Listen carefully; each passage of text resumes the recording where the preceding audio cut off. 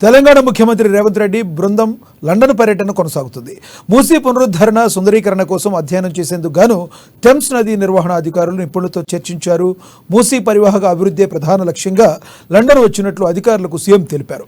Thames నది చరిత్ర, అభివృద్ధికి ఎదురైన సవాళ్లు, ఇంజనీరింగ్, పెట్టుబడి, ఆదాయం తదితర అంశాలను పోర్ట్ ఆఫ్ లండన్ ఉన్నతాధికారులు సీఎంకు వివరించారు.